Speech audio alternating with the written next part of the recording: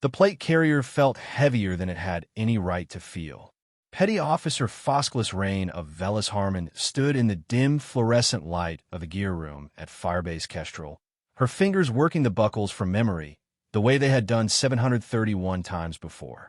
The ceramic inserts were the same ones she had carried through 3 deployments through Helland and Kunduz, and the unnamed Rigio lines that didn't appear on any map she had ever been given. But something about this morning, something about the particular sirens of the Kuna province at 0329 hours on March 14, 2019, felt different from every morning that had come before it. She pressed 2 fingers against the left panel of the carrier. Her father's handwriting was there, pressed in black ink on the inside lining, hidden beneath the ceramic plate where no one else would ever read it. 14 words. The same 14 words he had written on a napkin at a diner in Hollingen, Texas, the night before she had shipped out for the first time. She had transferred them to every piece of gear she had owned since then, always in the same location, always in the same hand that could not write them anymore. Before we go any further into this story, drop a comment right now and tell us what state or country you're watching from, because this story belongs to everyone who has ever carried something private into a place where private things are not permitted. And Rain of Velis Hammond carried more private things into more dangerous places than most people will ever understand.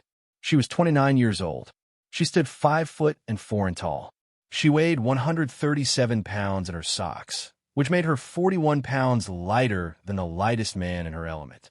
A fact that Master Chief Petty Officer Douglas Crail had cited formally in writing on 4 separate occasions in the 14 months she had been assigned to Naval Special Warfare Group 2 support element operating out of Jalabad.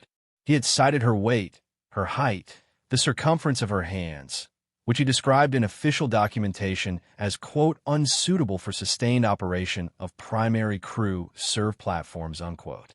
He had never cited her scores. He had never cited her qualification records.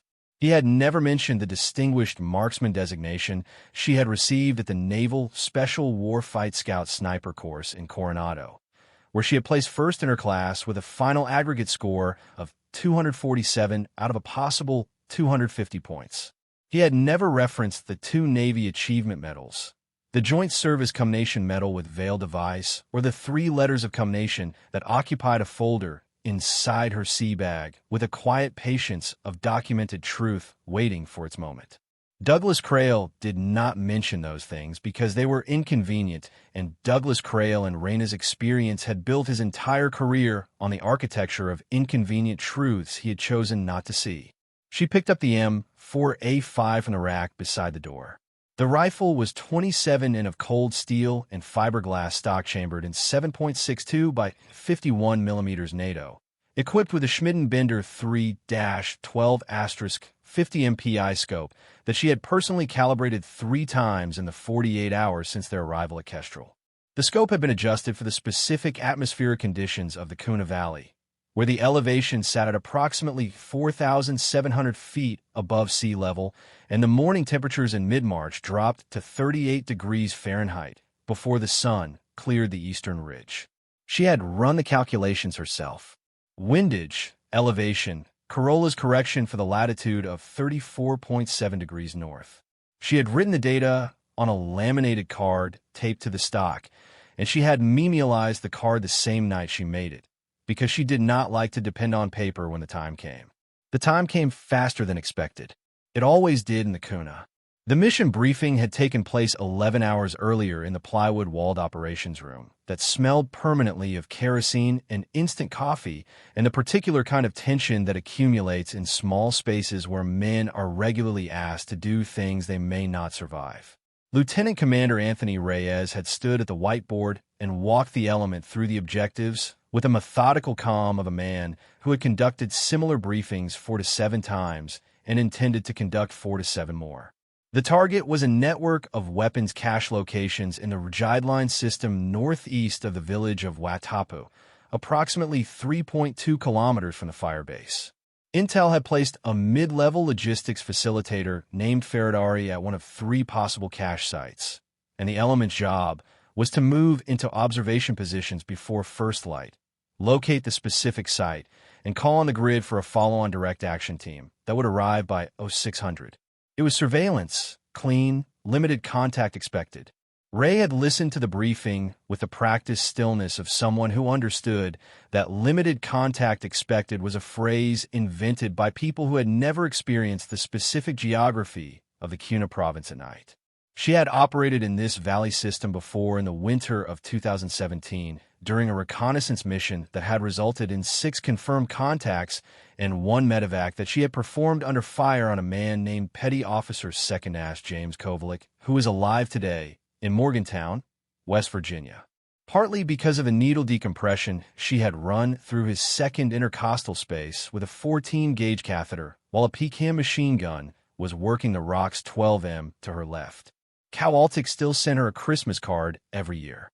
She still read them every year. She kept them in the same folder as her commendations.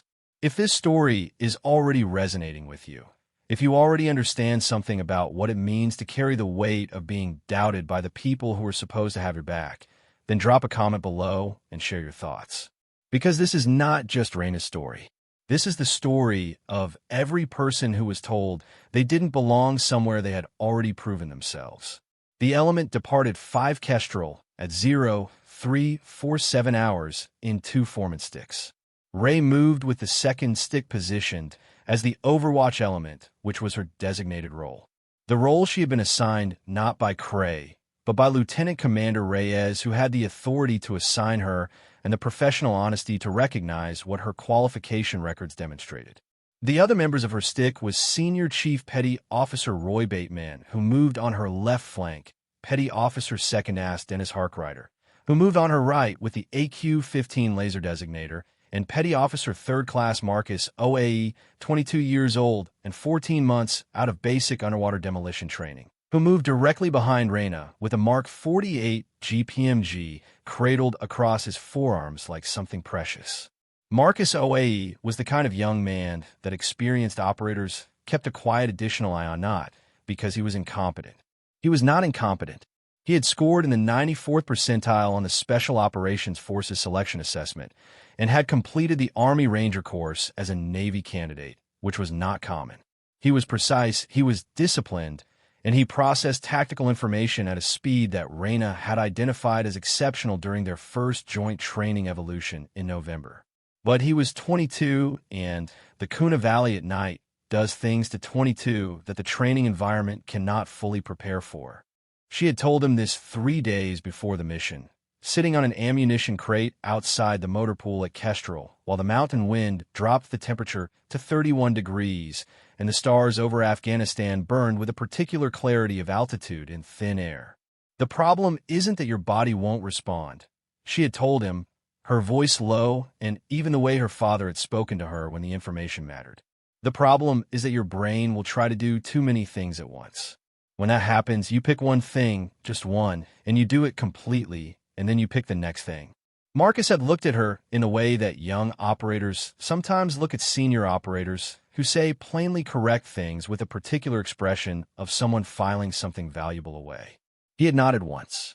He had said, "Roger that, Paharman," and she had believed him. She believed him still.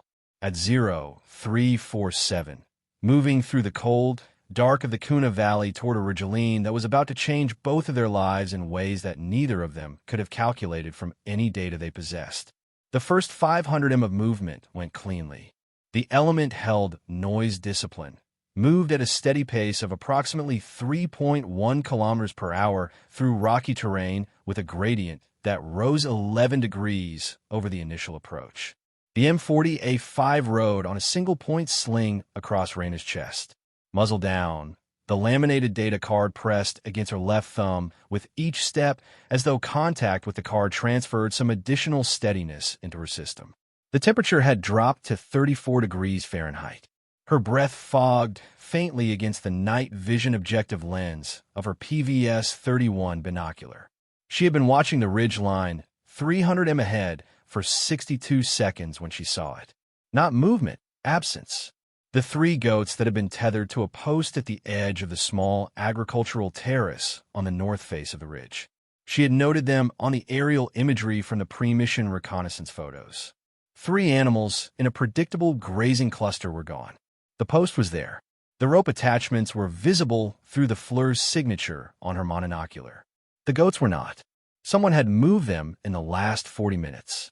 Someone had moved them specifically after the last reconnaissance overflight, which had been logged at 0311 hours.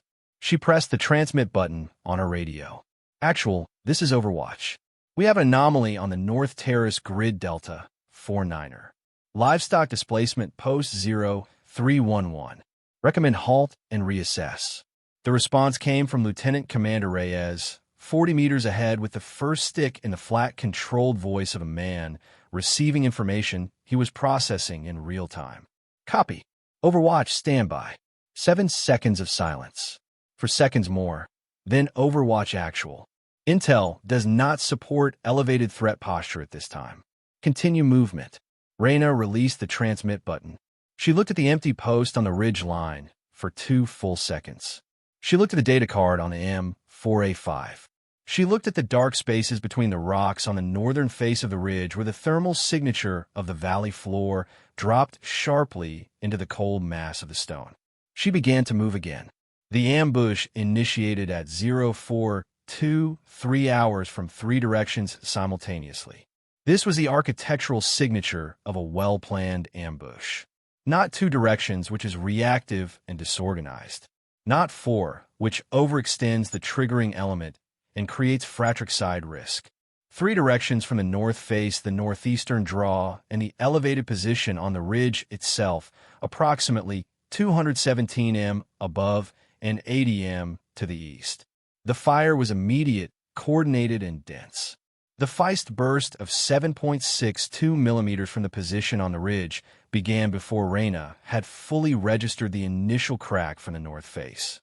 She was already moving laterally before the second burst reached her. There were 11 men in the ambush. She would learn later. Positioned for 40 minutes waiting. Someone had moved those goats.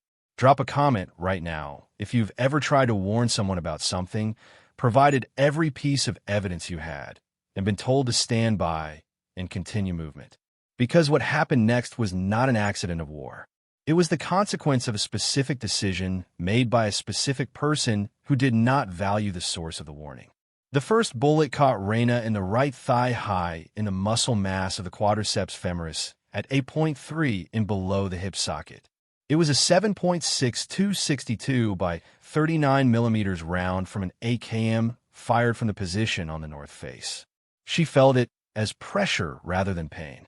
The way it always begins, the body's first response system redirecting sensation away from the site of trauma and toward the more immediate requirement of functional movement. She went to the ground on her left side, which was correct, which was trained, which preserved the primary weapon system across her body. The M4A5 did not impact the ground. She did not release it. She was behind a rock outcropping that was 43 centimeters tall and approximately 72 centimeters wide. Not enough cover for a standing soldier. Adequate cover for a person who had spent 14 months thinking about the difference between those two things.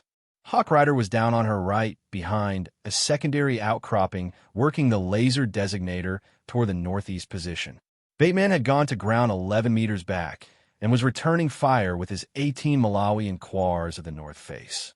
Marcus OAE was behind a boulder to her left 6 m away. The Mark 48 chattering and controlled 3-round bursts that Reyna registered with one part of her mind, while another part began the process of applying a tourniquet to her own right thigh with a combat application tourniquet from her left cargo pocket. Working by touch, by memory. The way she had practiced the movement 317 times in training, because she had understood that there would be no light and no time and no assistance when the moment came. She cinched the turn 7 centimeters above the wound. She twisted the windlass 4 complete rotations. She noted the time on her watch 0424. Then she raised the M4A5. The elevated position on the Rigial line was the primary fire control node for the ambush. She had assessed this in the first 6 seconds of contact from the pattern of suppression, which was organized to push the element into the kill zone rather than to eliminate it in place, which meant the triggering element and the rate of fire were being directed from somewhere and that somewhere was high. She found the position through the Schmid and Bender at 3 power in 6 seconds. A muzzle flash, a rock formation, a human silhouette at 219 m, slightly uphill. Compensate 2 MOA for elevation. Adjust 1/4 MOA right for the 17 miles per hour crosswind she had registered on the Kestrel wind gauge before departure. She fired once. The figure on the ridge dropped. The rate of fire from a northeastern position changed immediately, becoming less coordinated, less directed. She was already reloading. The bolt thrown back. A fresh round from the 10-round detachable magazine chambered in 0.8 seconds.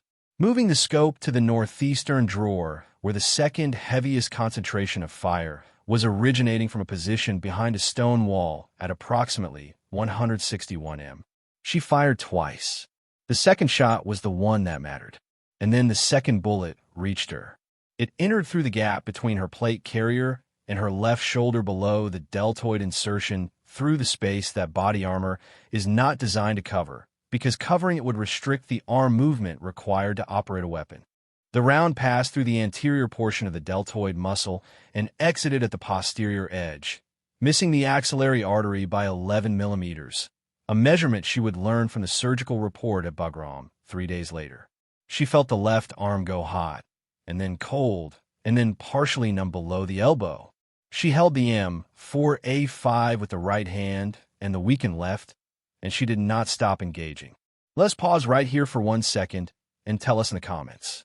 Have you ever had to keep going when everything inside you was telling you that you had every right to stop? Because Petty Officer First Class REA had every right in that moment. 7 justifications. She only counted 2. The third bullet struck her plate, carrier sent mass, right panel. The ceramic insert stopped it. She felt the impact as a concussive blow to the chest, as though someone had swung a mallet sideways into her ribs from the right side, and she registered 2 possibly cracked ribs from the blunt force transfer, without changing her position or her rate of engagement. The fourth bullet struck the plate carrier again. Left panel this time, slightly higher, stopped by the same ceramic system that her father had never seen because he had died of a stroke in Hollingen, Texas in February of 2016, 3 months before she had drawn the gear from the Coronado supply room for the first time. She had thought about that fact many times. She thought about it again, now, for approximately 0.4 seconds, and then she redirected her attention to the draw.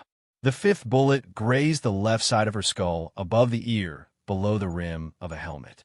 It did not penetrate the skull. It removed a strip of scalp approximately 3 centimeters long and 1 centimeter wide, and introduced a concussive force to the temporal region that caused an immediate loss of visual clarity in the left eye and a high-pitched tone in the left ear that would persist for 11 days. She went down onto her right side. She lost the optic on the scope for approximately 3 seconds. She found it again. The sixth bullet entered her left hand between the third and fourth metacarpal, passing through the flesh and muscle and exiting the dorsal surface. She registered it as the left hand ceasing to grip effectively. She shifted her grip on the M4A5 and held the weapon between the index finger and thumb of the left hand where the thumb still functioned and the right hand bore the primary load. She was still shooting. The seventh bullet came from the north face. It entered the right thigh again 3 centimeters below the turnet. And this one did not feel like pressure. This one felt like a furnace opening inside the bone. A deep structural blow that told her body things her mind did not want to know. She felt the leg go wrong in a way that was different from the first wound. A grinding wrongness that communicated fracture along some portion of the femoral shaft. She went to her back. She stayed behind a rock outcropping. She did not release the M4A5. She heard Marcus OAE calling her name. She heard the Mark 48 still firing. She heard the volume of incoming fire reduce, which meant the 2 positions she had engaged were no longer directing effectively, which meant the ambush was degrading on 2 of its 3 vectors, which meant that the element had a window. She pressed the transmit button. Her voice, she noted with a clinical detachment that surprised her, was steady. Actual overwatch. I am down. Right thigh, left shoulder, left hand, head graze. Turn applied. Right thigh. 0424. I have 2 cracked ribs. Possible. Left hand non-functional. Element has a window on the north and northeast. Recommend immediate displacement to secondary position at grid delta 47. Static. Then Reyes's voice tighter than before, carrying something in it that she had heard in command voices before and had never liked. Overwatch, are you mobile? She tried to move the right leg. The femoral shaft gave her its answer. Negative on mobile. I can provide overwatch fire from current position. Element should displace. Another pause. Longer this time. 14 seconds, which is a very long time in an ambush. Then something happened that Reyna had not calculated in any of her pre-mission assessments.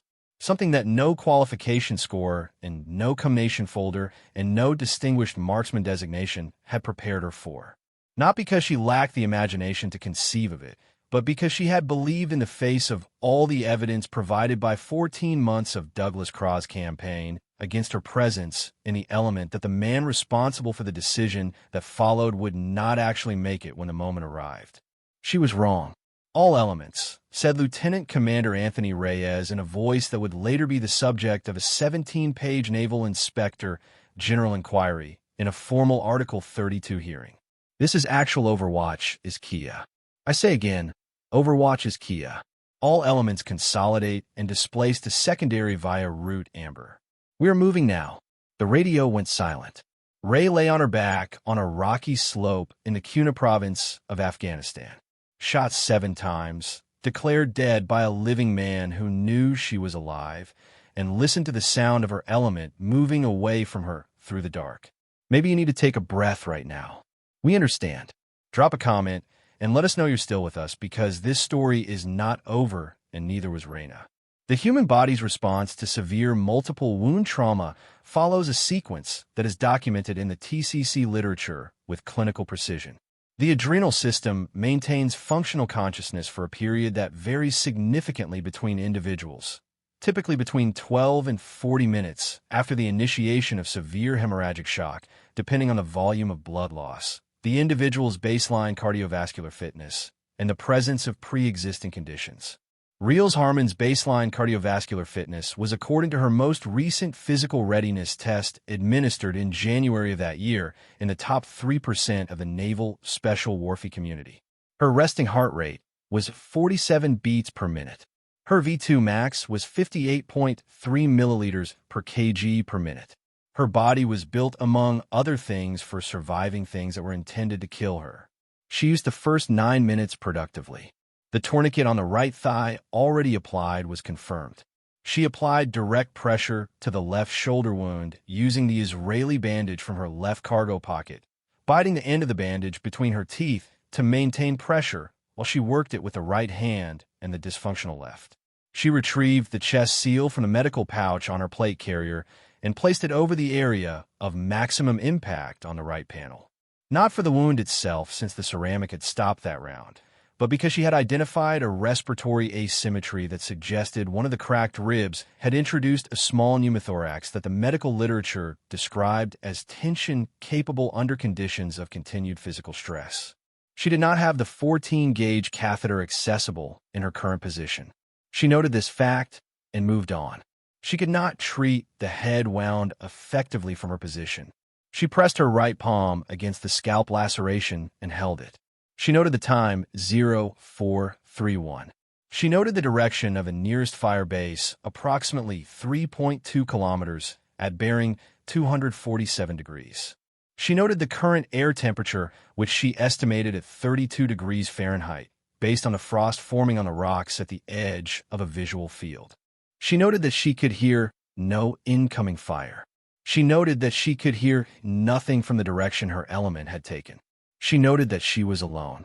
She began to talk to herself, which is a technique documented in military survival training as a method of maintaining consciousness and psychological stability under extreme conditions. Her voice was quiet. She was not calling for help. She was simply narrating the way her father had taught her to narrate when she was 7 years old and scared of the dark, because he had believed that a person who can name the things around them has not yet been claimed by those things. Rock face is northwest, she said. Temperature dropping. Left shoulder has stopped bleeding through the bandage. That's good. That's very good. Right leg is stabilized. Head is ringing. Left eye is clearing. That's excellent. The M4A5 is at my right side. The magazine has 4 rounds remaining. That's enough. Enough for what? She did not say out loud. She did not need to say it out loud. She had been trained by a man named Chief Warrant Officer Frank Maddox, who had been her scout sniper cost instructor in Quanadu, and who had later become the closest thing she had to a mentor in the naval special warfare community.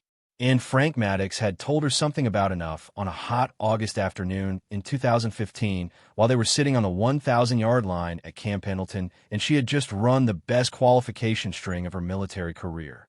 He had said, "The question is never whether you have enough. The question is whether you understand what you have." Frank Maddox had retired in September of 2018, 6 months before this night, in Anna.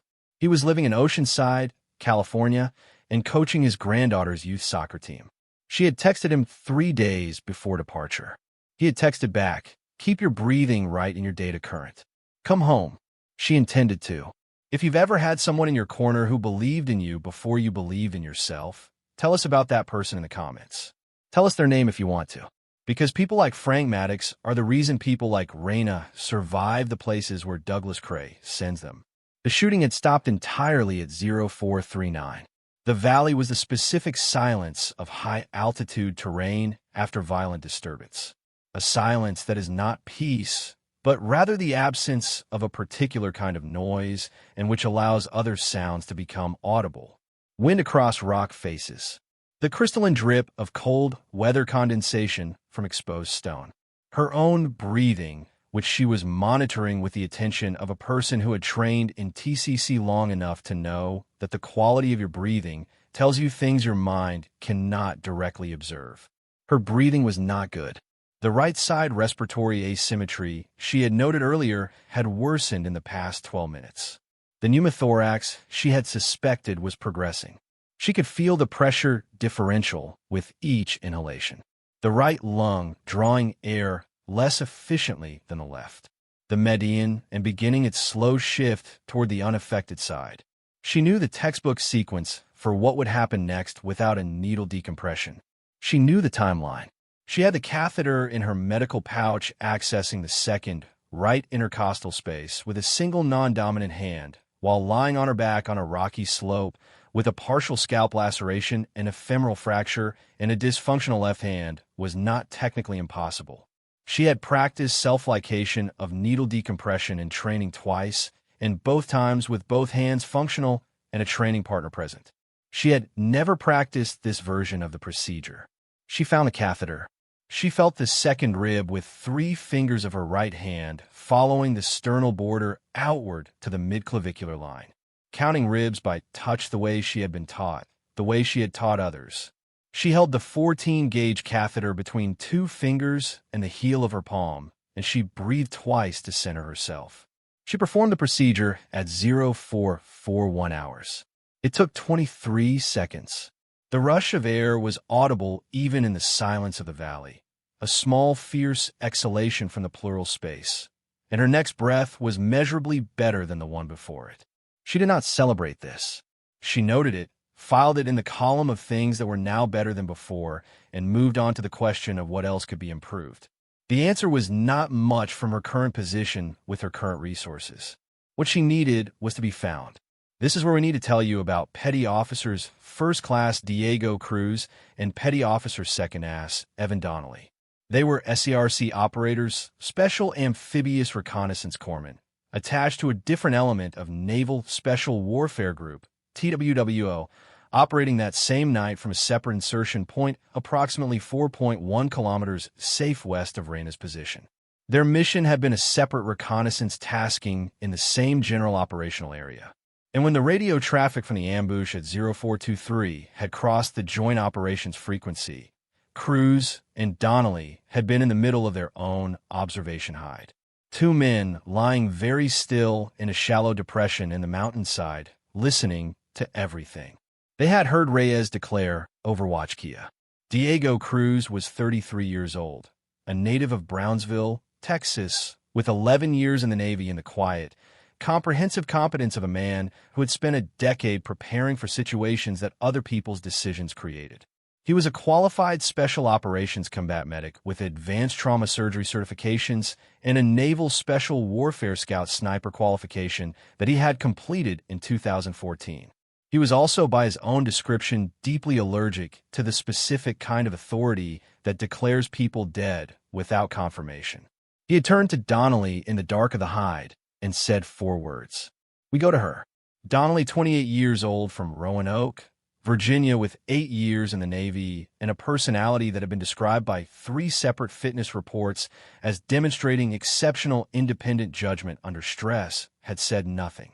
He had already begun breaking down the observation position. They moved at 0442 hours. They covered 4.1 kilometers of Rocky Mountain terrain in the dark in 34 degrees temperature, with a combined load of 89 kilograms between them in 39 minutes and 47 seconds. The movement was not safe. The ambush element had not been confirmed neutralized. Cruz and Donnelly knew this and moved anyway, using terrain, using their own flare monoculars, using the radio traffic to reconstruct a grid for Reyna's last known position, and then using the most basic of all navigation tools, which is the sound of a person breathing who does not know anyone is close enough to hear them. Cruz heard her at 0521. He heard the quality of the breathing first before he saw the shape of her against the rock face. He had been listening for compromised respiratory function specifically because he had heard Reyna's radio call at 0428 and had cataloged the medical details with the systematic attention of a man who treats the radio as a diagnostic instrument. He knew about the right thigh, the left shoulder, the head graze, the ribs. He had been building the treatment protocol in his head for 39 minutes. He was ready when he found her. What he was not ready for was that she was still awake. Ray heard the footsteps at 63 m, which is an extraordinary distance to identify human movement in the conditions that prevailed that morning. And she had identified them at 63 m because she had spent the last 31 minutes in the precise, kind of hyper-vigilant sensory attention that severe blood loss sometimes induces. A clarity that is not comfortable but is extraordinarily useful for the approximately 19 minutes at last before the body begins its final shutdown sequence. She had the M4A5 trained on the approach route. Cruz came into her visual field at 22 m and said very quietly, "Pa Harmon, we're coming to you."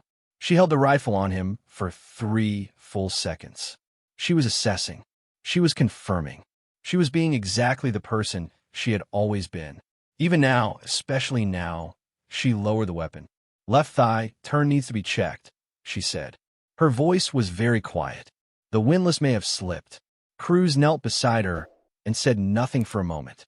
Donnelly was already establishing a perimeter behind them, scanning the ridge line with his PVS-14. Cruz ran the primary survey, hands moving with the practiced efficiency of a man who had performed this assessment in live conditions 41 times, noting the tourniquet, the bandage, the chest seal, the catheter. He stopped when he reached the catheter. He was quiet for 2 seconds. Then he said, "You did your own needle decompression. The pneumothorax was progressing," Reyes said. Cruz was silent for another second. Then he said, "Yeah." And something in that single syllable contained an entire conversation about what kind of person does their own needle decompression after being shot 7 times and abandoned by their own element on a mountain in Afghanistan. He began working. The treatment sequence at 0521 was a model of TCCCC execution under field conditions.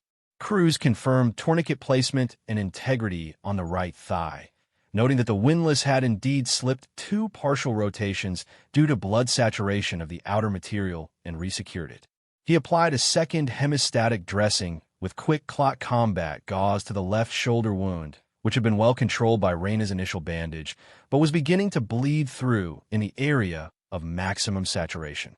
He assessed the head laceration, applied a pressure dressing, confirmed pupillary response bilaterally, noted the left pupil's response as slightly sluggish, and documented it on the TCC casualty card. He was completing with a pen in his teeth because his hands were otherwise occupied. He confirmed the chest seal placement. He established an intraosseous line at the right tibial tuberosity because peripheral venous access on a patient with the degree of blood loss that Reyna had experienced is unreliable, and time-consuming in Cruz was neither of those things, and began a 500 milliliters hexane infusion to begin volume replacement. Throughout all of this, Reyna remained conscious. Throughout all of this, she maintained a grip on the M4A5 with the 3 fingers of her right hand. She asked Cruz one question during the treatment process at 0534 while he was working the intraosseous line. She asked it in a voice that was quieter than the voice she had used on the radio at 0428. Quieter than the voice she had used to talk to herself for 30 minutes in the dark. Quieter than any voice she had used since the ambush had started. But it was not a weak voice. It was simply the voice of a person who has been carrying something very heavy for a very long time, and wants for one moment to set it down and look at what it is. Did they even send anyone back? She asked. Cruz did not answer immediately. He finished the line, confirmed the flow rate at the proximal end, checked the turn one final time.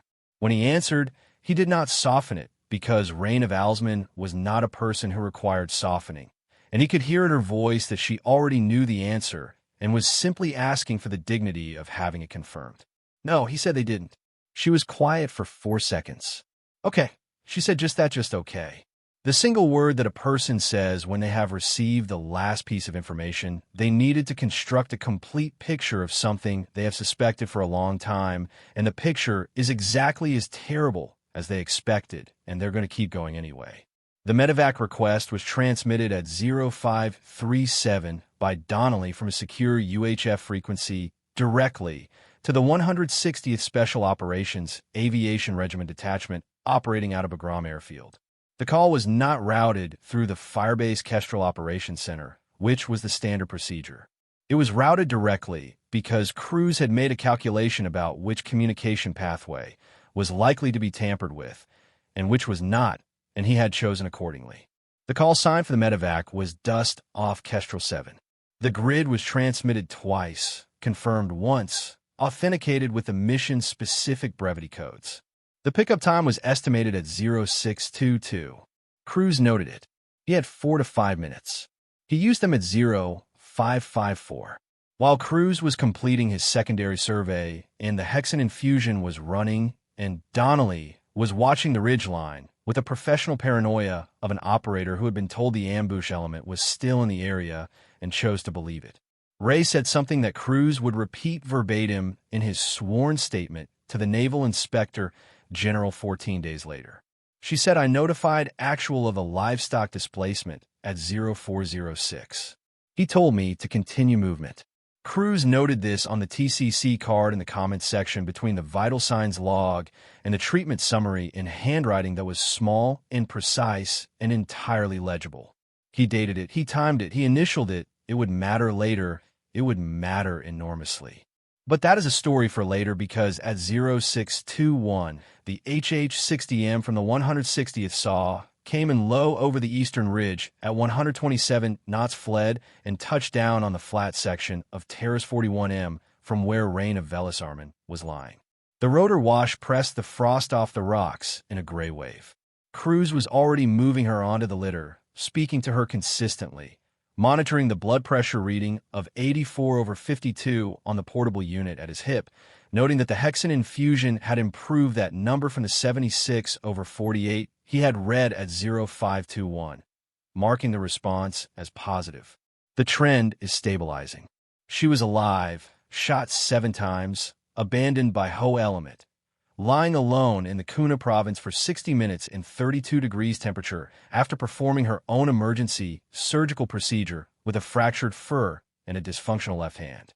Alive because her body was exceptional and because her training was complete and because she had refused at every step to become the person that Douglas Crail had spent 14 months trying to convince her she was.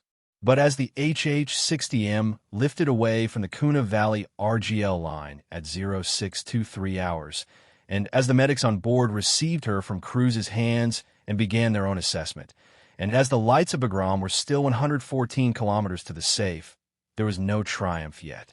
There was only the mechanical precision of the four-line and the oxygen mask and the readout on the portable monitor that showed a heart beating in a body that had been told it was dead. What would happen in that hospital, in that recovery room, in that inspector general inquiry, in the hallways of the Naval Special Warfare community, when the TCC card that Diego Cruz had written on a freezing mountainside at 0554 hours began its journey through the chain of command?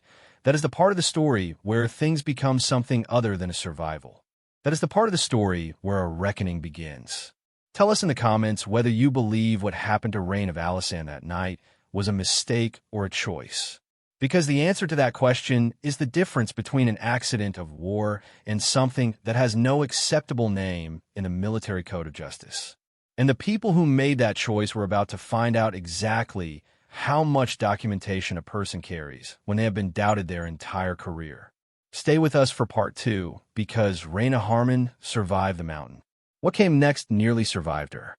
The surgical theater at Bad Rim of Fields Roll 3 multinational medical unit was a room that had seen everything the war had to offer. It had seen blast injuries and ballistic trauma and burns, and the kinds of wounds that require a surgeon to make decisions with incomplete information and insufficient time, and the full weight of another human being's survival pressing down on every movement of their hands. The 2 trauma surgeons on duty at 0641 on March 14th, 2019 were Lieutenant Commander Priya Basher, general surgeon from Bethesda, Maryland, with 9 years of military medicine and 4 combat deployments, and Major Taryn Hollowell of the United States Army Medical Corps, who had been awake for 19 consecutive hours when Rainer's litter came through the door. They had 6 minutes of report from the 160th SAW flight medic before the first incision. The femoral shaft fracture required surgical fixation. The intramedullary nail was placed in the right fur at 0718 hours. A titanium rod 11 millimeters in diameter inserted from the proximal end of the bone and locked distally with 2 cross bolts to restore the structural integrity of the fracture site. The left shoulder wound was debrided and irrigated. The torn anterior deltoid repaired with absorbable suture. A small suction drain placed at the posterior exit wound and secured. The left hand required a separate procedure. The fractured 3rd and 4th metacarpals were reduced and fixed with 2 miniature titanium plates. The lacerated flex tendon of the 3rd digit repaired with a modified Kessler technique that Lieutenant Commander Bashir performed with the unhurried precision of a person who understood that this hand would need to do specific things in the future. And the suture pattern would determine whether it could. The pneumothorax that Raina had treated herself with a 14-gauge catheter in the dark had resolved. When Bashir reviewed the catheter placement on the CT scan taken at admission, she had paused, looked at the image for 3 full seconds, and said nothing. The needle had been placed with millimeter accuracy. She noted it in the operative report with clinical language that did not express admiration, but she noted it. Ray regained consciousness at 1,347 hours in the recovery ward, with a particular slow return to awareness that follows general anesthesia. The world is symboling itself piece by piece from the outside, and sounds arriving before sight. The weight of the bed before the sensation of the limbs. The first thing she registered was the ceiling. The second thing was the 4-line in her left antecubital fossa. The third thing was the sound of someone in the chair beside her bed, breathing with the quiet patience of a person who has been waiting for a while and intends to keep waiting. She turned her head. It was Diego Cruz. He was in clean clothes, not the gear he had been wearing on the mountain, which meant had been back to Bagram for several hours. He had a coffee cup in his left hand. He looked tired in the specific way that people look tired after they have been running on adrenaline and competence and then allowed to stop. But his eyes, when he met his, were steady. Blood pressure is 109/71. He said that's up from 84/52 when we found you. The fur is fixed. Shoulder is clean. Hand is repaired. Head is clear on CT. 2 ribs are cracked, and they're going to bother you for about 6 weeks. And there's nothing to be done about that except breathe and be annoyed. Ray considered this information in the quiet way that she considered most information. Then she said the TCC card. Cruz looked at her for a moment. Then he reached into the left breast pocket of his blouse and placed the card on the blanket beside her right hand. It was in a CLE protective sleeve. The ink was smudged in 2 places from the cold and the movement and the conditions under which it had been written. But the writing itself was legible. All of it, including the comment section entry at the bottom. Initial DC, dated and timed, documenting word for word what Raina had told him at 0554 hours on the mountainside. She read it twice. She did not touch it. She looked up at Cruz. "Where does this go?" she asked. "It already went," he said. Donnelly submitted the incident report at 0900. "I submitted the card with a formal statement to my commanding officer at 1100. The Naval Inspector General's office at Bagram was notified at 1300. He paused. Bateman submitted a statement too. He corroborated the 0406 radio call. He says he heard it. Senior Chief Roy Bateman, the man who had been on her left flank through the entire approach, who had been 11 away when she applied the tourniquet, who had been there when Reyes transmitted the declaration that she was Kia. Bateman, who had spent 14 months in Douglas Crail's professional orbit, absorbing the institutional contempt that Crail projected at the idea of Ray Hammond existing in the same element as men he considered more legitimate. Bateman, who had apparently looked at what had happened on that mountain and made a different calculation about where his loyalty belonged. He didn't come back either. Reyes said it was not an accusation. It was documentation.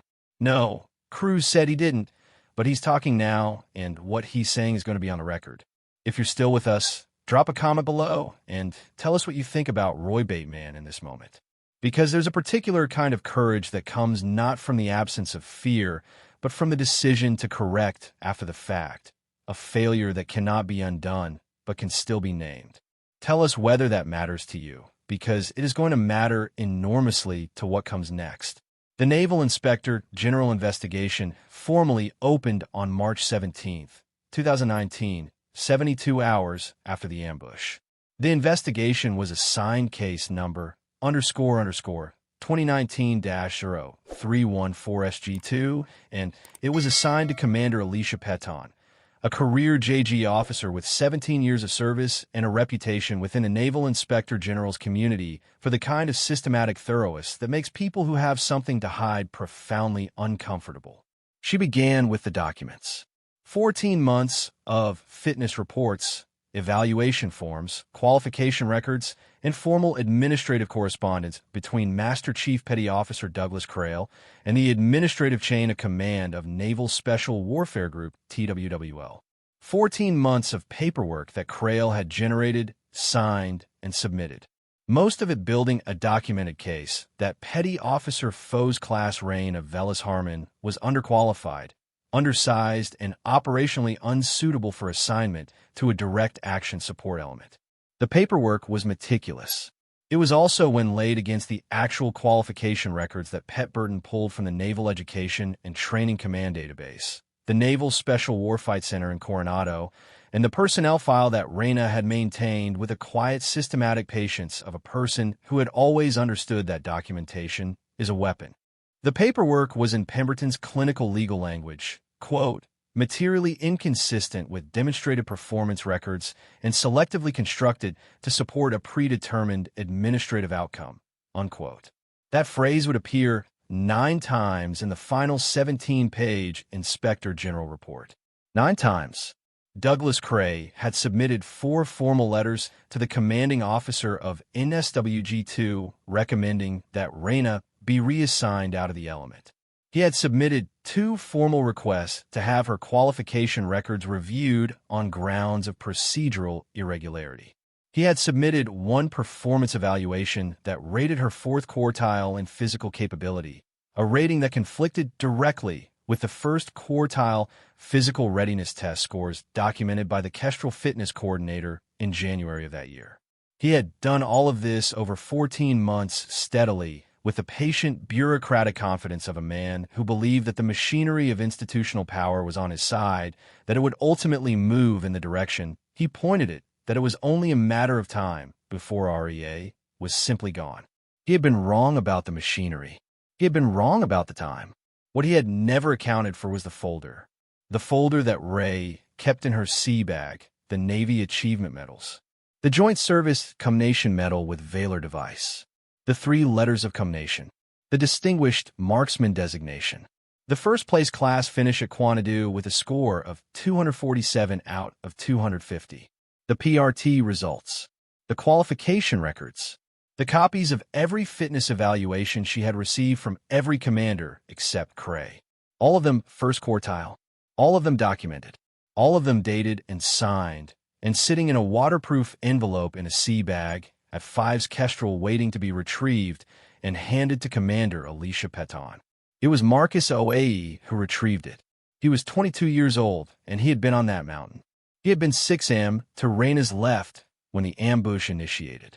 He had worked the Mark 48 in 3-round bursts and watched her apply her own tourniquet and raise the M4A5 with a bullet already in her thigh and put 2 rounds on the northeastern position in the kind of controlled, purposeful marksmanship that he had never seen in any training evolution and understood immediately as the difference between a qualified shooter and someone who had integrated the skill so deeply into their nervous system that pain and blood loss and the declaration of their own death had no meaningful effect on the fundamentals. He had heard Reyes declare her Kaya. He had watched the element move. He had wanted to go back. Every cell in his 22-year-old body had wanted to go back.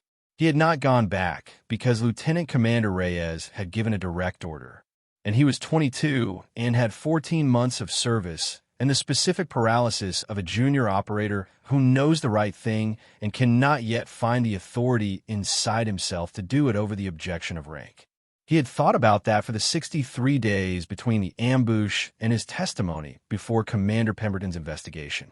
He had not slept well for most of those 63 days. He had written and discarded 11 drafts of a letter to Rayner's hospital room before sitting down and writing the 12th one, which he did not discard, but also did not send because he could not find the words that felt adequate to what he needed to say. When Pemberton called him to testify, he said everything. He described the approach movement. He described the position of each element member. He described Reyna's radio call at 0406, the livestock displacement warning, the tone and content of Reyes's response. He described the ambush initiation at 0423. He described the 7 impacts and sequence with a clinical precision of a person who had replayed each one in his memory an incountable number of times. He described the turn application. He described the rifle fire. He described the shots on the ridge position and the northeastern draw. He described the moment 0427 hours when Rainless Hammond was shot in the right thigh for the second time, heard the fur fracture, and continued to engage the ambush from his supine position with a dysfunctional left hand and a scalp laceration and 2 cracked ribs and a developing pneumothorax.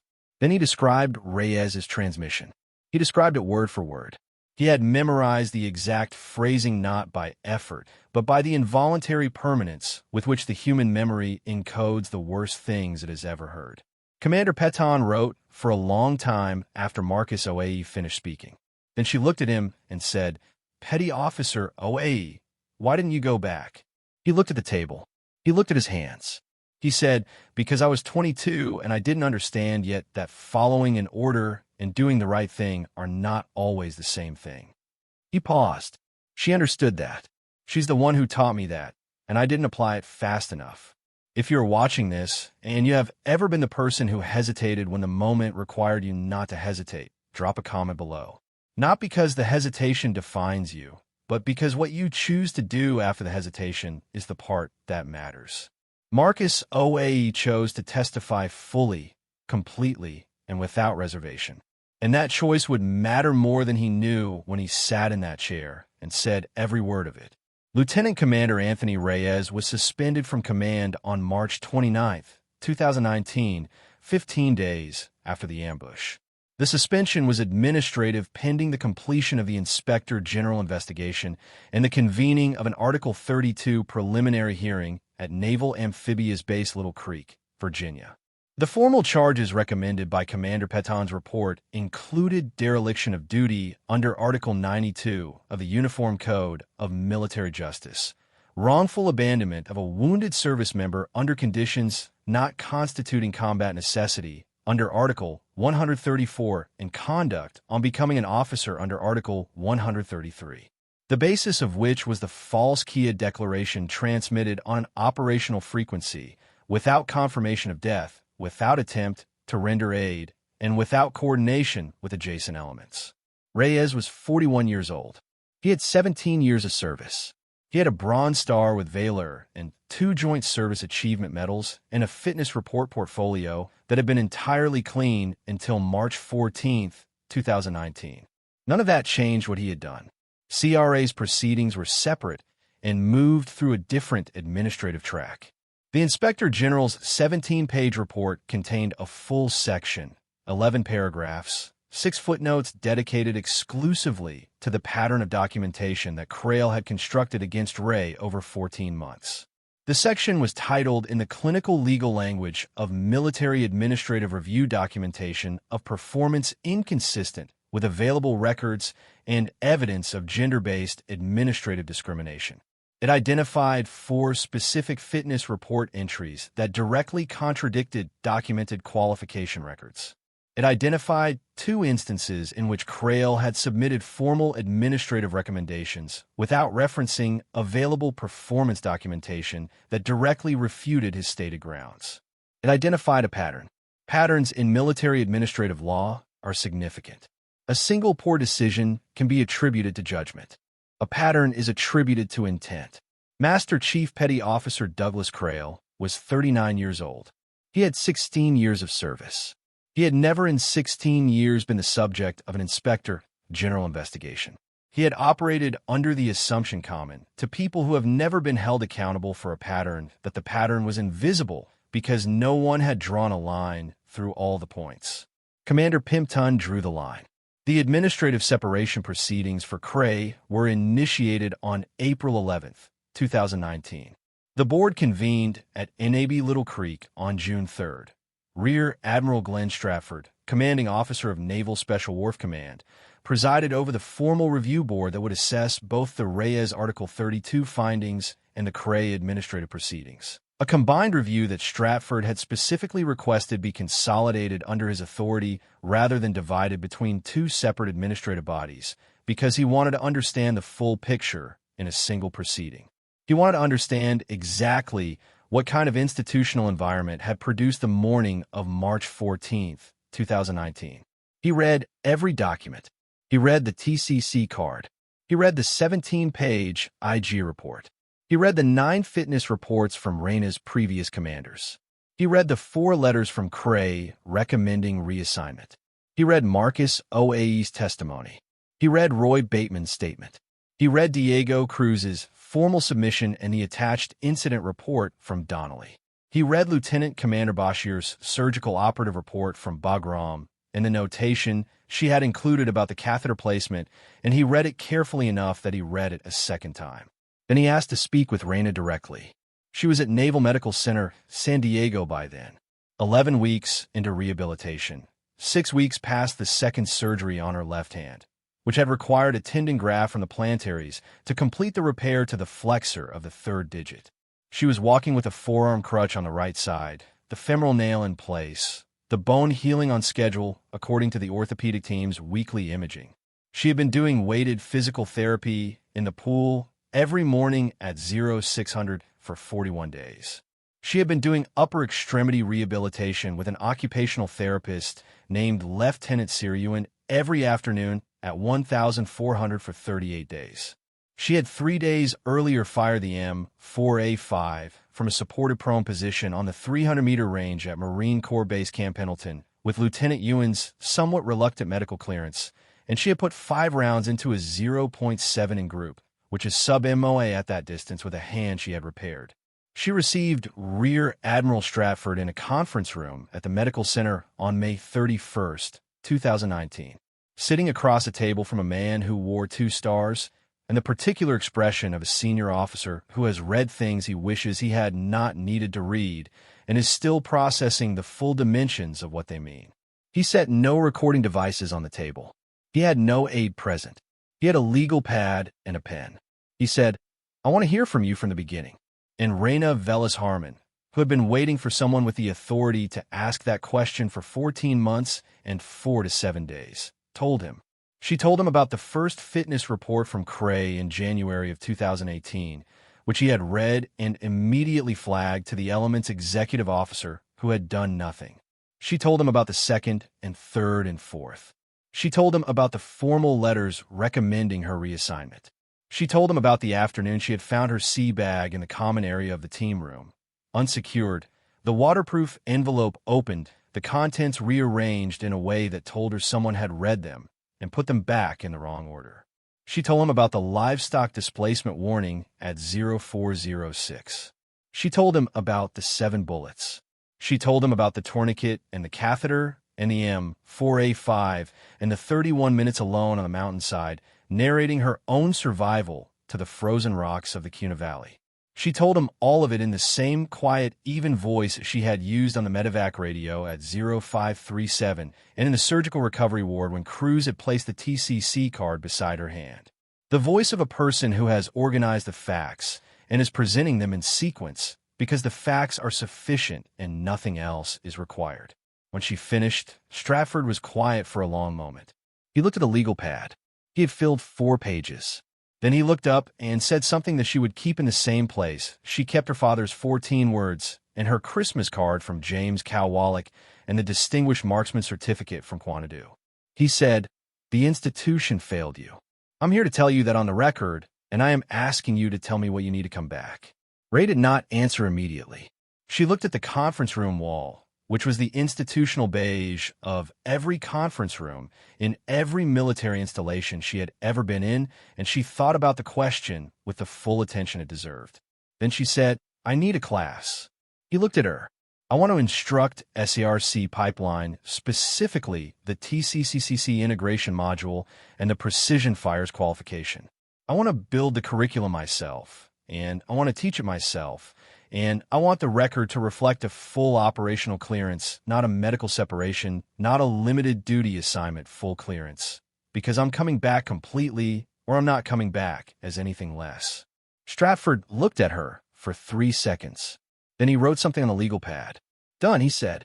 "Tell us in the comments right now whether you believe Rear Admiral Stratford did the right thing in that moment. Because what he did next, what he set in motion from that conference room in San Diego, was not just about one person. It was about every person who would come after her. Every young operator who would move through the SARC pipeline in the years that followed and sit in a classroom built on the foundation that Raina Velas-Harmon was about to build with the same hands that had put a needle into her own chest on a frozen mountainside in the Kuna province. The formal review board convened at NAB Little Creek on June 3, 2019. Rear Admiral Stratford presided. The proceedings lasted 2 days and 11 hours across 3 sessions. And when they were complete, the findings were read into the official record in the flat. Precise language of military adjudication that strips drama from the events it describes without diminishing the weight of what those events were. Lieutenant Commander Anthony Reyes was found guilty on all 3 counts under the Uniform Code of Military Justice. He was reduced in rank to lieutenant. He was officially censured. He was transferred to a non-operational billet at Naval Station Newport, Rhode Island, which is the military's way of placing someone where they can no longer influence the kind of decisions that had brought him to this room. His career, as a practical matter, was finished. He did not contest the findings. He submitted a written statement of acknowledgement that said in its entirety 5 sentences. The 5th sentence was, "I should have gone back." He was right about that. Master Chief Petty Officer Douglas Crail was administratively separated from the United States Navy on June 27, 2019, with an other than honorable discharge characterization. The basis being the documented pattern of gender-based discrimination in official performance evaluations in violation of Department of Defense instruction. In Naval Service Policy on Equal Opportunity, he was 39 years old. He had spent 16 years building a career partly on the architecture of who he believed did not belong. It had taken Commander Alicia Peton 17 pages to document what he had been doing. It had taken Rear Admiral Stratford 3 seconds to end it. What Cray had never understood in 16 years of looking at the qualification records he chose not to cite and the commendation folders he chose not to open was that the institution he thought was on his side was only temporarily silent. It was not permanently blind. And when the evidence was finally laid in front of the right person in the right order in the right room, the institution moved with a precision that matched the score Reina had put on the 1,000-yard line at Coronado. 247 out of 250 sub-MOA every time. The physical recovery was not the triumphant arc that rehabilitation montages suggest. It was daily grinding, unglamorous, specific work that smelled of hospital antiseptic in the mornings and athletic tape in the afternoons, and the particular chemical burn of lactic acid in the evenings when the pool sessions ran long. The femoral nail created a deep bone ache in cold weather that Reina was told might persist for 2 to 3 years. The left hand regained 8 to 9% of its pre-injury grip strength by week 14, which the occupational therapist described as exceptional through a flexor tendon repair at that level of complexity, and which Reina described as 11% short of where it needed to be, in which she proceeded to address with an additional 6 weeks of progressive resistance training beyond the standard protocol. She did not ask for accommodation. She did not ask for modified standard. She asked for the timeline to be extended, so she could meet the original standard completely. Lieutenant Ewan, who had worked with enough special operations personnel to recognize the difference between stubbornness and precision, extended the timeline. The M4A5 came back to her in increments. Supported prone at 300 m. Supported prone at 600 m. Supported prone at 800 m with a full dope card. All positions, all conditions, the data recalculated by her own hand, then unsupported, then moving, then from stress positions, elevated heart rate, the conditions of use rather than the conditions of qualification. She ran the full qualification string at the Naval Special Warfare Scout Sniper Course range at Coronado on September 18, 2019, 6 months and 4 days after the ambush, with Lieutenant Yuan watching from the spotting scope and Petty Officer Fosclas Diego Cruz, who had requested leave to be there, standing 11 m behind the firing line with his arms crossed and the expression of a person watching something they already know the outcome of. Her final aggregate score was 249 out of a possible 250, 1 point higher than the first time. If there is someone in your life who came back from something they were told would end them and came back better than before, drop a comment and tell us about that person. Because this is the moment in the story that proves what the rest of the story was always about. Not survival, not vindication. What the story was about, from a plate carrier at Firebase Kestrel to the firing line at Quanadu, was the specific impossibility of permanently diminishing a person who has decided at a fundamental level what they are. Ray reported for duty as SARC pipeline instructor at the Naval Special Warfight Center in Quanadu on November 4, 2019. Full operational clearance, no modified duty limitations, no asterisk. She was assigned a classroom, an office, and a standard issue instructor's desk that she cleared of everything the previous occupant had left on it, and then placed 2 things on it. The M4A5 in its case on the left side, the muzzle toward the wall, and the plate carrier folded on the right side. The ceramic plates had been replaced by the Army at Bagram before she was evacuated to Germany. The original plates damaged by 2 rounds that they had stopped. The new plates were indistinguishable from the originals, but the lining on the inside left panel was original, and the black ink of 14 words in her father's handwriting was there exactly as it had been in Hellman and Kunda's, and the unnamed ridge lines and the fluorescent gear room at Firebase Kestrel at 0329 hours on the worst morning of her life. She had not lost those 14 words. She had carried them through everything, and they had carried her through everything. And now they sat on the right side of a desk in a classroom where she was going to teach people things that would keep them alive in places like the Kuna province. The first student in her first iteration of the SARC Pipeline TCC integration module reported to her classroom at 0730 on November 5, 2019. There were 14 students. They ranged in age from 21 to 27. They carried the particular expression that students carry on the first morning of a course with an instructor they do not yet know.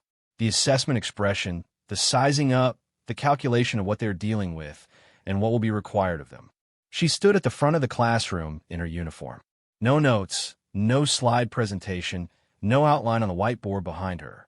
She said everything I'm going to teach you in this module exists because at some point in an actual situation, someone needed to know it, and either knew it or didn't.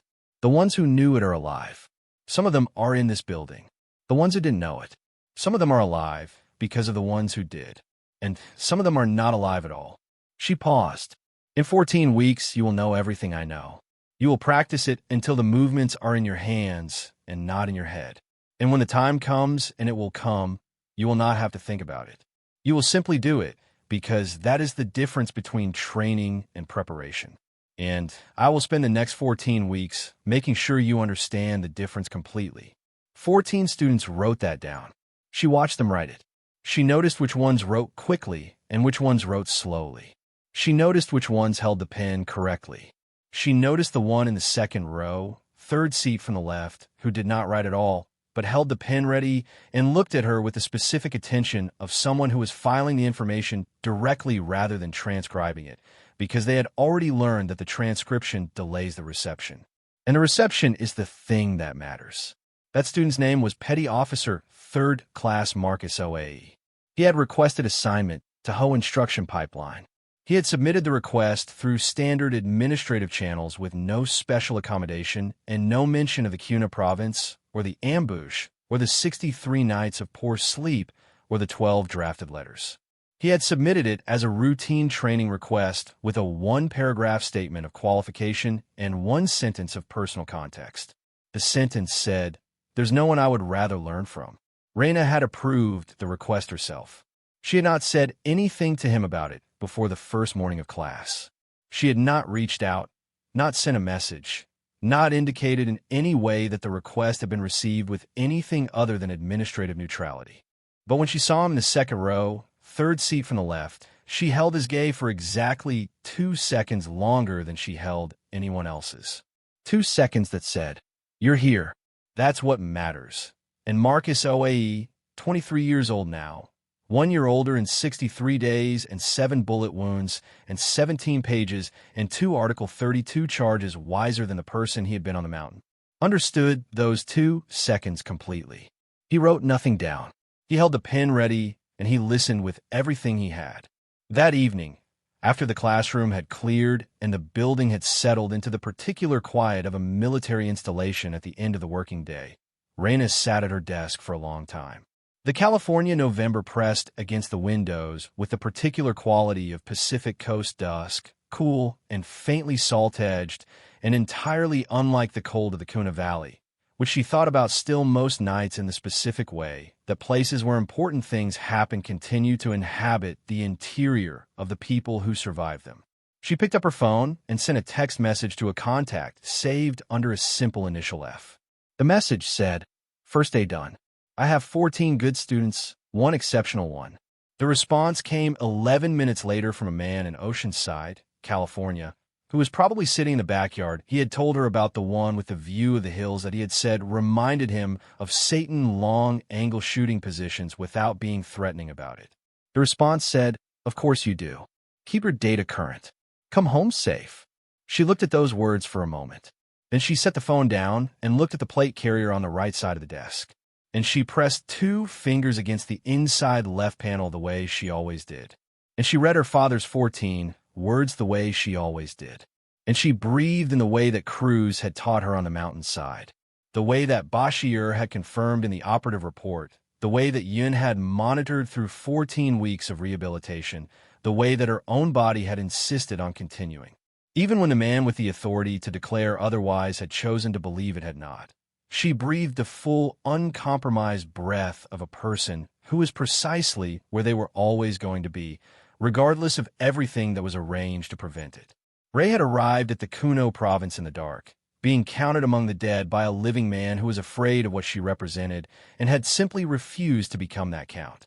She had treated her own wounds in the freezing dark with fractured bones and a dysfunctional hand, and the comprehensive knowledge of a SCRC qualified combat medic who had trained for exactly this for the specific wise version of everything, so that when it arrived, which it always does in the Kuna, she would be the person still holding the weapon, still breathing, still on the radio, still sending accurate fire into positions that needed to be silenced.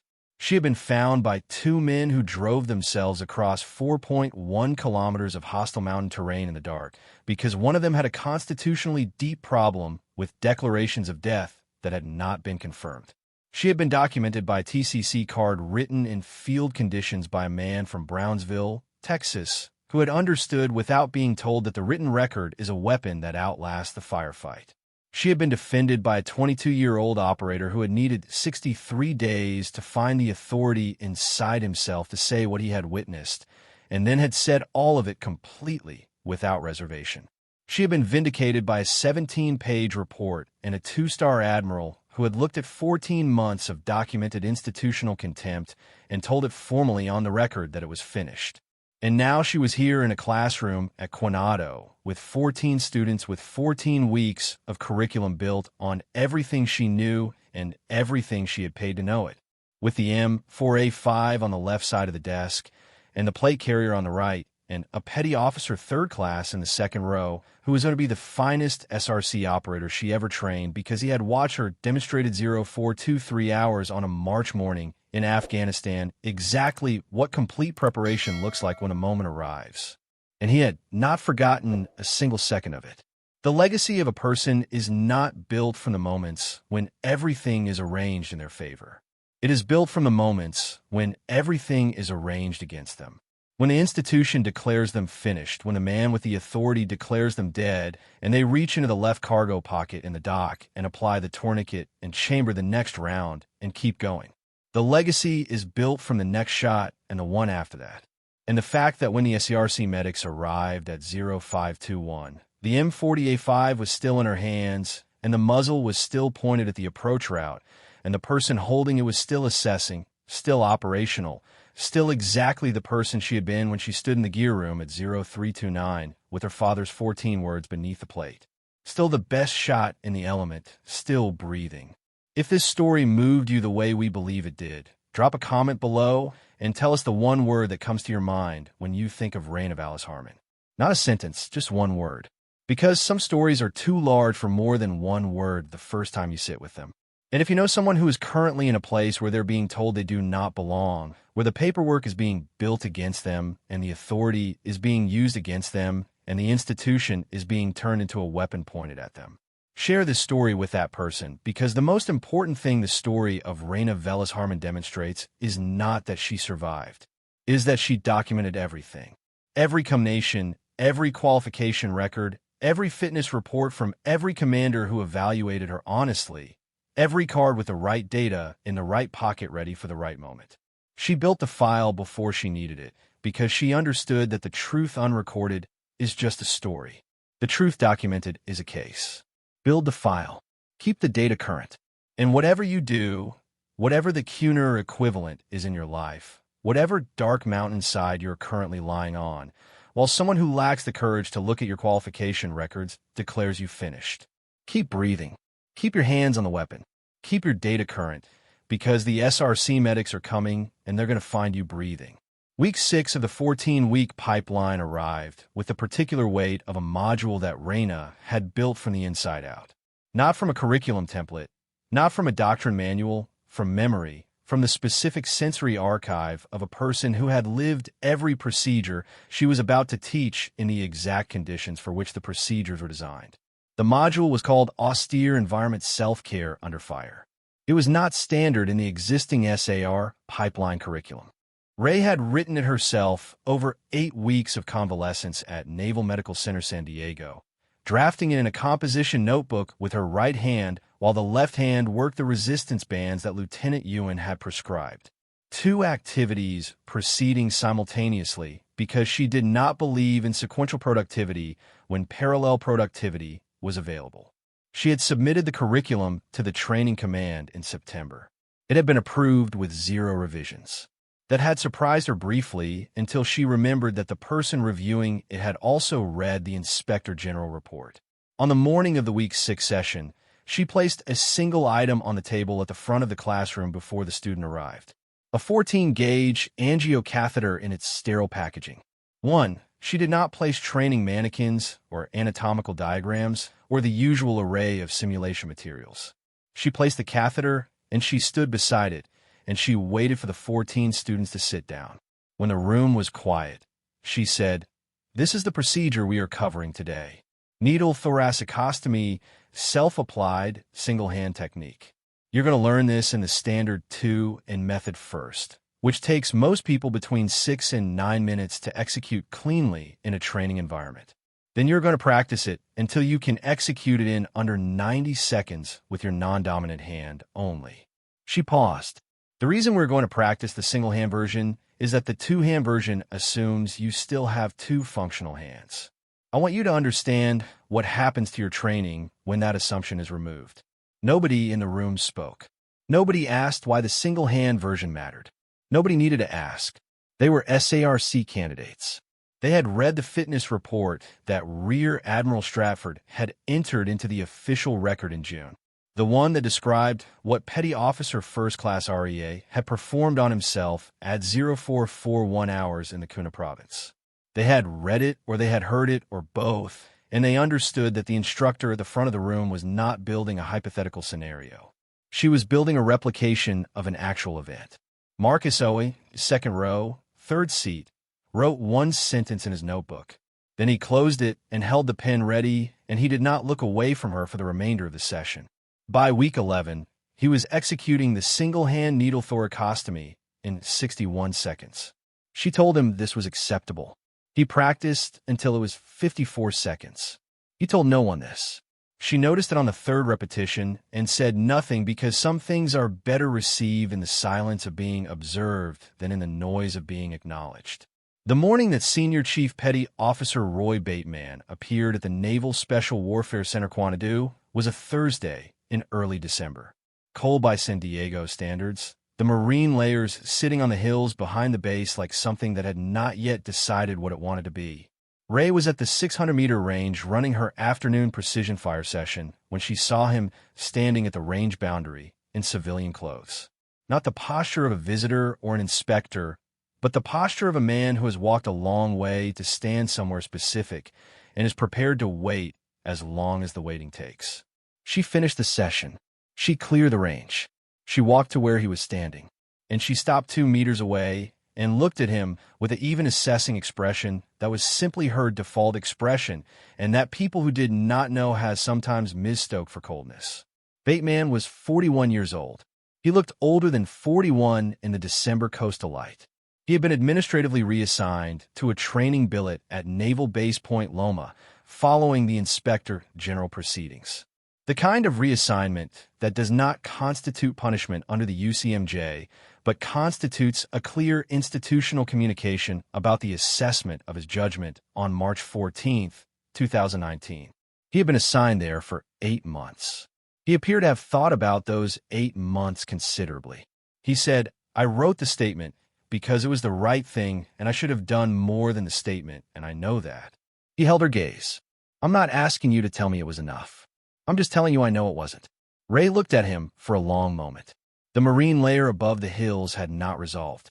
The range behind her was quiet. She thought about the 11 meters between them on the mountainside at 0424 when she had been applying the turn, and he had been 11 back, returning fire. He had been doing his job. He had not gone back. He had written the statement 8 months later. All three of those things were true simultaneously, and she was not a person who required them to resolve into a single simpler truth. She said, "The statement is on the record.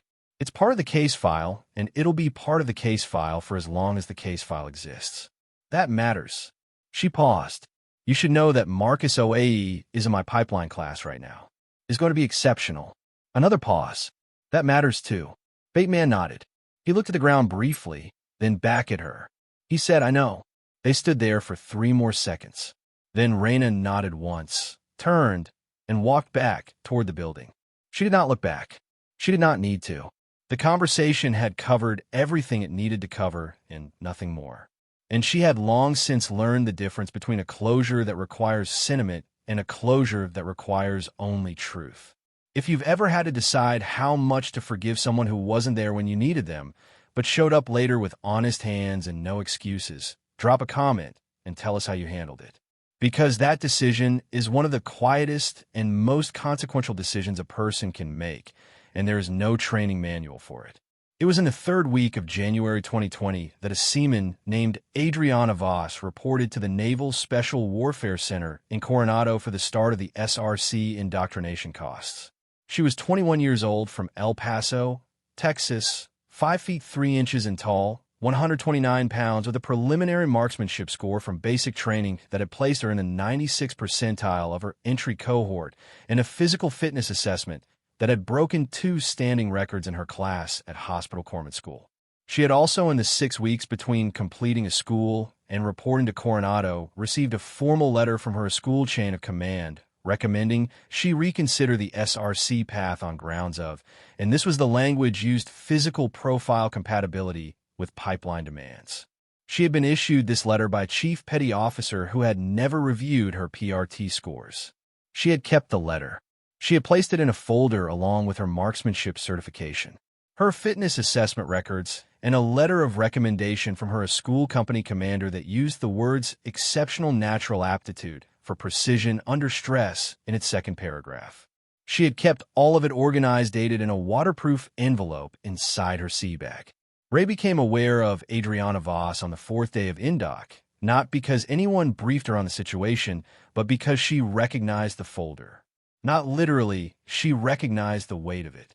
The specific set of the shoulders of a person carrying documented truth into an environment where documented truth should not have been necessary to bring.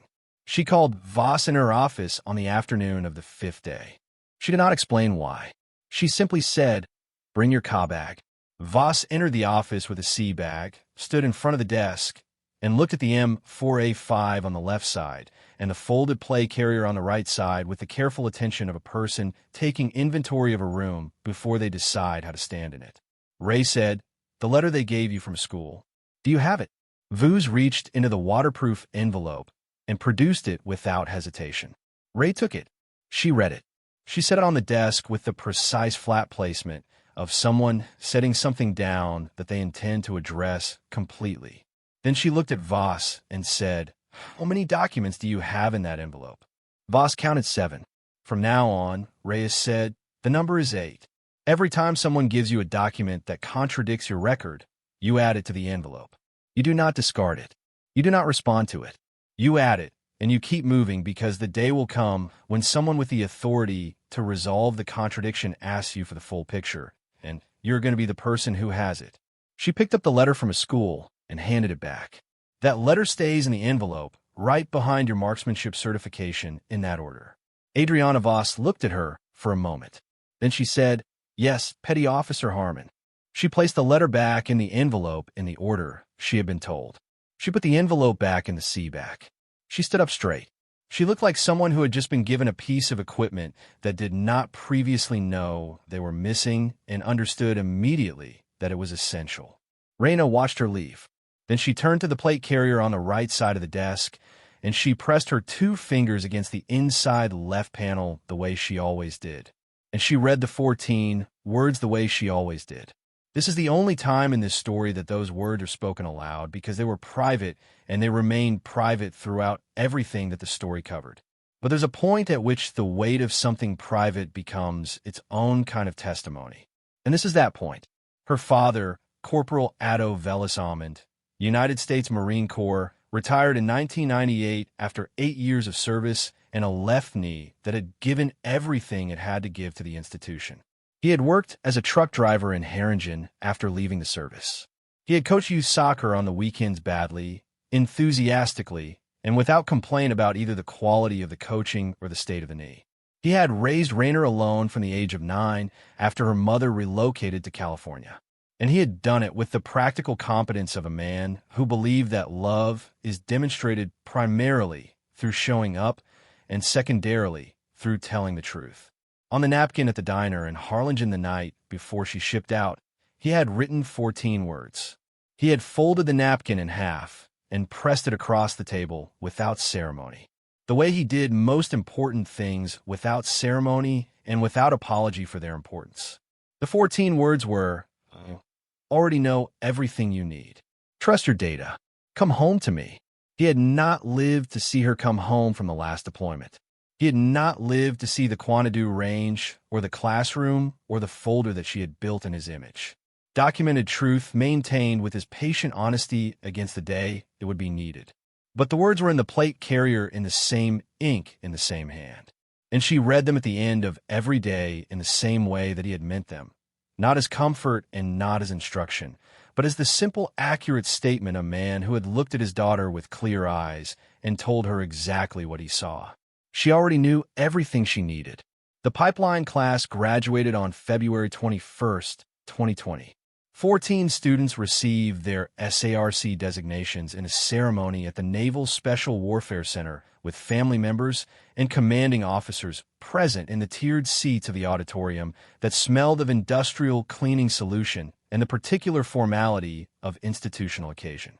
Ray stood at the front. She shook 14 hands. She said the same thing to each of them, quietly at close range, so that it was between the instructor and the student and no one else. She said it 13 times, and it was true each time. When she reached Marcus OAE, the 23rd handshake of her instructing career, she held his hand for one additional second. He had graduated first in the class. His aggregate score across all pipeline modules was 94.7 out of 100. His TCC practical examination score was 99. His precision fires qualification score was 246 out of 250. 3 points below what she had scored at Coronado the first time. 4 points below what she had scored the second time. He would close those points. She did not tell him this. He already knew it, and knowing it himself was more useful than being told. She looked at him for the 2 seconds that had passed between them on the first morning of class. The 2 seconds that meant you are here. That is what matters. He received them the same way he had received them the first time, completely with the pen ready. Then he moved on, and the next name was called. And Raina returned to the front of the room and stood in the posture she had stood in for 14 weeks, straight and specific and entirely present. And she watched her students become what they had come here to become. This is the story of what happens when you refuse to become what someone else declares you to be. When you treat the tourniquet and chamber the next round and keep the data current and trust that the documentation you have been building since the first day someone looked at your folder and chose not to open it will one day end up on the desk of a person who will open it completely and read every page. It is not a fast story. It is not a comfortable story. The fastest part of it was the 39 minutes and 47 seconds that Diego Cruz and Evan Donnelly moved across a dark mountain to find someone they had never met, because one of them was constitutionally incapable of accepting a declaration of death without confirmation. The slowest part was the 14 months before that morning. The 14 months of paperwork and letters and fourth quartile evaluations and folders that were opened without permission and recommendations that were submitted without citation. The 14 months of being methodically diminished by the institutional machinery of a person who had decided in the absence of any supporting evidence that REA did not belong. She had outlasted the machinery. She had documented the machinery. She had survived the mountain that the machinery had built, and then she had come back to the institution that housed the machinery and built a classroom inside it. And in that classroom, she was building the next generation of people who would know from the first week that the tourniquet goes in the left cargo pocket and the folder goes in the sea bag. And you keep both of them current because the day will come when you need exactly what you have prepared for exactly as long as you have been preparing. No more, no less. Enough. If this story stayed with you, share it with someone who needs it right now. Someone who is on their own version of the mountainside. Someone who has been told that the declaration has been made and the count is final and the element has moved on. Share it with that person and tell them one thing. The SRC medics are out. They're moving across the mountain at 3.1 kilometers an hour, doing the math on the grid, listening for the sound of someone still breathing. Keep breathing. Keep your data current. The rest is already in motion.